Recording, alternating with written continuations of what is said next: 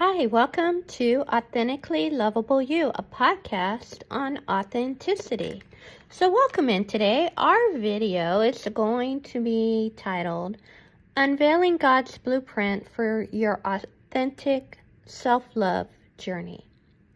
So let's ask a question. Have you ever felt like you're constantly chasing self-worth only to come up empty?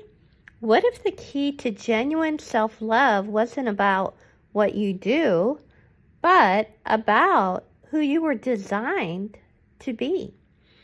In this podcast episode, we're unveiling God's original blueprint for you, a powerful design that unlocks true self-acceptance, frees you from past wounds, and anchors you in unwavering confidence. For too long, the world has offered us fleeting solutions for self-love, leaving us feeling less than. But what if the ultimate source of authentic self-worth has been overlooked? Get ready to discover how God's divine purpose for your life is the missing piece to embracing your true self, moving beyond insecurities and stepping into a life of genuine fulfillment. This isn't just self-help, it's soul alignment. Stop searching for self-love in all the wrong places. The truth is you were fearfully and wonderfully made, designed for profound self-acceptance from the very beginning. This podcast will show you how to shed the weight of past wounds and reconnect with God's unwavering love.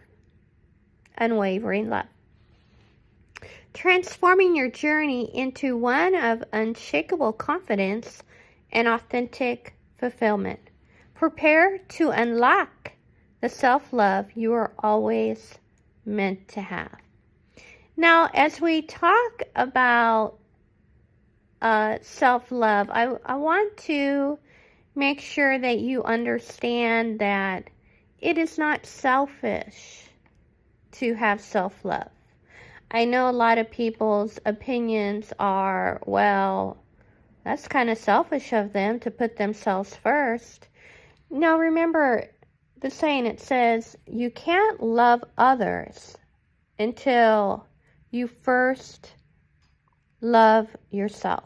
Because in order to, you can't give what you don't have. And it starts with that.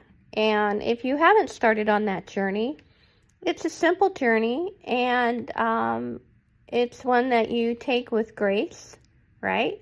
And you give yourself permission, and you begin to enjoy your life in the way God created you to be and your design. So let's talk about that design. Let's discover your divine design. So when we talk about the idea of being fearfully and wonderfully made, it's more than just a phrase. It's your original story. And that's how God created you. And everybody's created different. So remember that in God's Word, we talk about inherent value, regardless of perceived flaws or past mistakes. So, God loves you with unconditional love. Everybody makes mistakes. Everybody falls. And we get back up again. The biggest thing is that we learn from those mistakes. We don't let them hold us back. And they may be mistakes that other people made. But you don't take that personally. You continue to move on in your journey. But remember that unconditional love, it doesn't mean that, you could be reckless and still be loved, but that you're accepted. And hopefully along the journey, you discover responsibility and grow with that. Remember that always to recognize your unique gifts and talents are not accidental, but they're divinely purposed for your life's journey. So as we go through life, we have inherent gifts and talents that help us to shape our life and what we give to others. So let's shatter the echoes of your past wounds. So a lot of times societal pressures and past negative experiences often distort our perception of self-worth. So let's break that down. Societal pressures. So a lot of times society puts these pressures on us that we have to be a certain way. We have to look a certain way. We have to drive a certain car. We got to live in a certain neighborhood. We have to be a certain way. We have to have a certain hair color. We got to look like everybody else. We were never designed to be a copy, a carbon copy of somebody else. If you take time and just look around, you see that hopefully a lot of people look different than you. They act different. They speak different. We all have different jobs. We have different purposes, different callings, different gifts, different talents. And so society wants to create this vacuum of we all have to be the same and look the same and do the same. No, you're an individual. And your unique talents and gifts can help those unique people. And so if you're like everybody else, then where's the learning in that? So I love seeing unique and different people, cultures, events.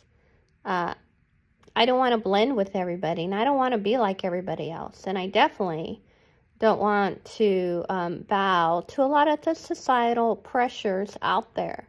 So just be aware that you are an individual and you're precious just the way you are. Let's talk about how past negative experiences distort our perception of self-worth. So we all go through things in life. You know, some things are not always positive. They can't be, happy 24/7, 365 days of the year for 100 years. Sometimes we have negative experiences. And so a lot of times you look in that mirror, if things don't work out or go the way that you anticipated or expected, you take that personally. But sometimes there's a lot more behind the scenes that you're not aware of. If you can engage and ask yourself, did I do everything I could to redeem this relationship? Do better at getting a promotion? Could I have identified that they were going to betray me or lie or deceive me? And if all those answers are, I did the best I can, then you did the best you could.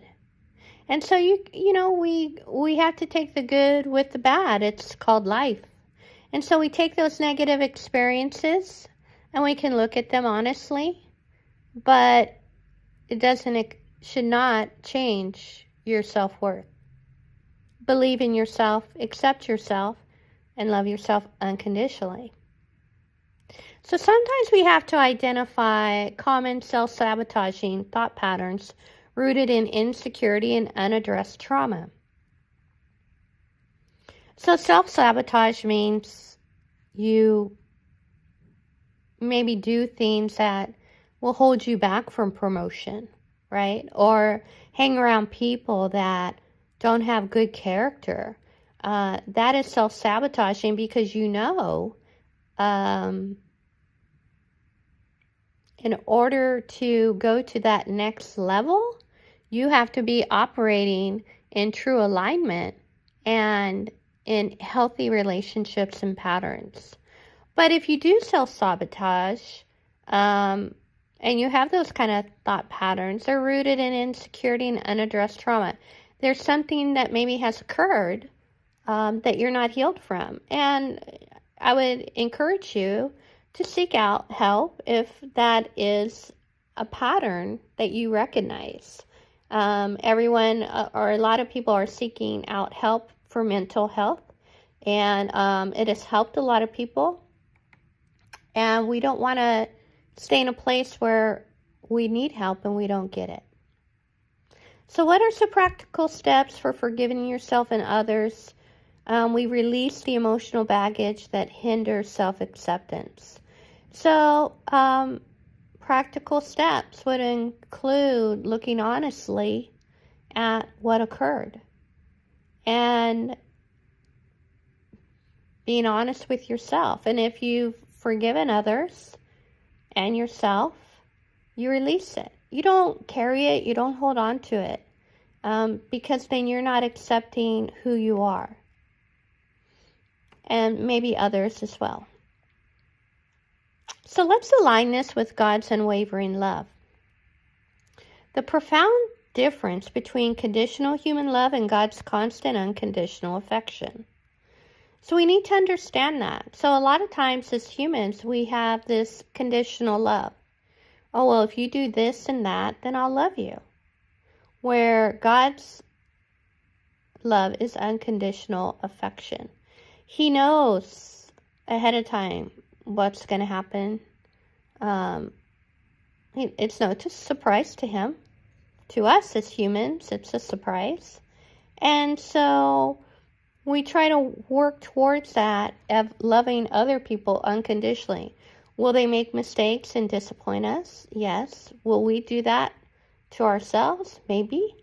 But if you learn and walk in unconditional love towards yourself and others, then the expectation is lowered and you're least likely to be affected by it. Recognize that genuine self-love isn't selfish, like I said, but a necessary foundation for loving others effectively, mirroring God's love. So how do we embrace our authentic self? Well, we're going to move beyond superficial self-help trends to a deeper spiritually grounded understanding of self-worth. We're going to come up with practical strategies for identifying and living in alignment with core values and spiritual purpose, and cultivating courage to express your true self, even when it's countercultural, knowing that you are divinely supported. So let's break that down. So superficial self-help trends, getting a self-help book, talking to your friends about it. A lot of times when we're spiritually grounded, we have an understanding of our self-worth. Again, coming back to we are wonderfully and fearfully made, and we are loved unconditionally. And so when we create these strategies for identifying and living in alignment with your core values. What are core values? Well, these can be your integrity, being honest, having good ethics, morals, being a person that can be depended on, living in truth, being an example are a few examples. And spiritual purpose, we're on this earth for a reason, and we're here to help other people on their journey. Maybe we can work at the food bank. Maybe we can go deliver meals to the elderly. Maybe we can volunteer in the hospital. And that's a spiritual purpose because we're helping others in their journey. And so we want to cultivate courage to express your true self, even when it's countercultural, knowing you are divinely supported. So what does that mean? Have the courage to express who you truly are. There are things about myself that I love to do. I like to work with children. I like to work at the food bank. I like to give to others. I like to promote positivity and growing with a spiritual purpose. And remember that you're divinely supported. What does that mean? Well, the divine is of God, and God is spirit, and we walk in truth and in spirit, and that when your heart is in the right place, because it says that your heart, home is where your heart is. And what that means is those are the things that you love to do. Maybe you're a person of service. You love to serve others. Maybe you're a person that loves to give gifts. So you are supported in that role, and part of your purpose is to give that to others. Not everybody carries those specific gifts. And having you or myself having that gift and giving it to others will then create, hopefully, a chain effect of them doing it to others as well. We lead by example. And sometimes, a lot of things that I developed through my life that I learned to love, to give to others that were less fortunate, I learned from others. I learned from hanging around others. And so we want to provide that example and help out within the community. Finally, we're living a life of unshakable confidence. When we have this self-love, we are confident. We don't go like the storms or the waves of the ocean, up and down. We're constant, right? And will things happen that may shake us? Maybe. But in the self-love, you begin to understand who you are, that you're loving and valuable and honest and full of integrity. So how does authentic self-love rooted in divine purpose transform your daily interactions and decisions? Well, when we're operating from a place of authenticity and we truly love ourselves and we're rooted in divine purpose, working with our gifts and our talents, it transforms how we interact with people, the decisions we make. Maybe we'll be more graceful, have more patience, go out of our way to help people. And our decisions may be more geared towards helping one another, being more empathetic, stepping in that other person's shoes of realizing maybe you were down that path at one point and what helped you. So even though our testimony and our story, we may have had negative life experiences, we can learn from those and we can share those with other people to help them along their journey, because that's why we went through those things.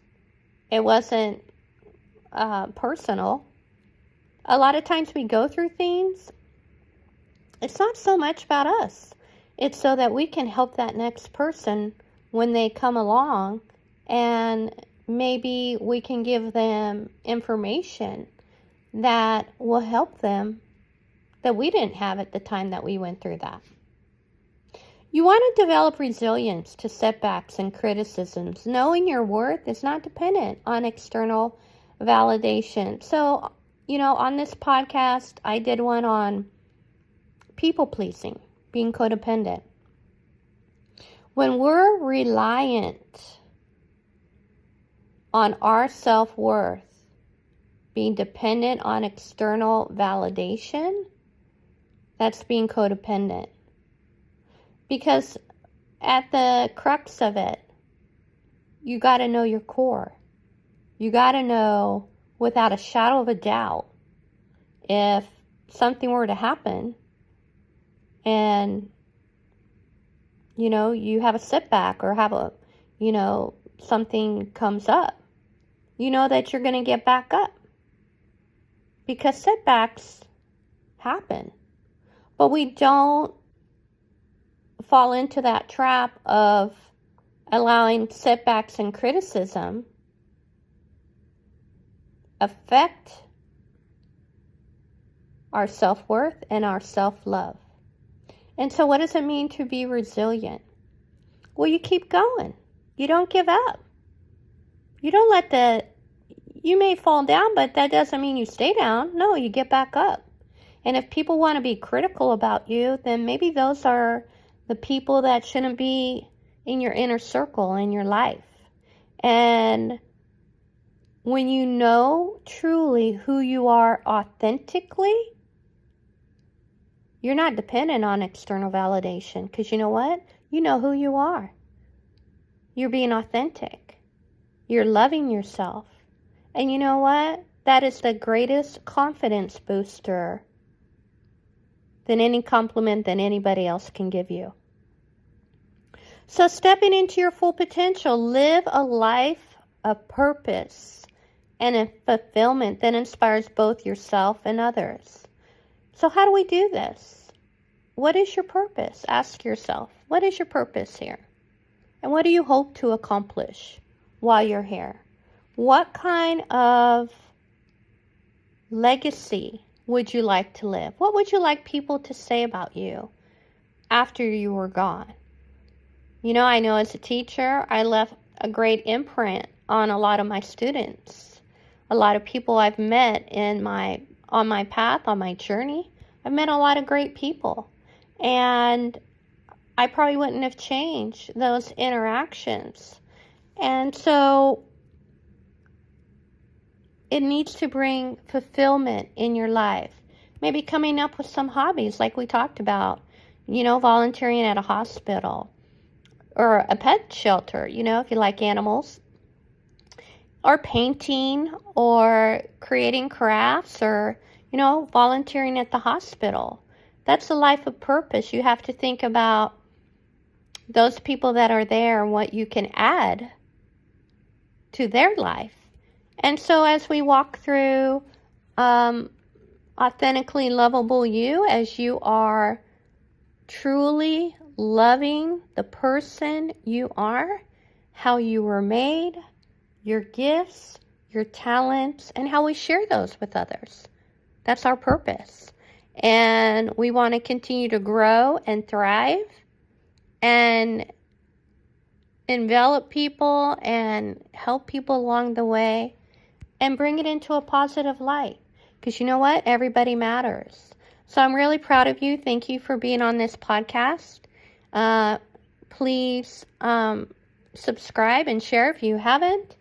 And we are going to continue to walk in self-love. And as we grow in our self-love, that's going to just pour outwards to other people. So keep doing such a great job like you are, authentically lovable you. And until next time, take care. Bye-bye.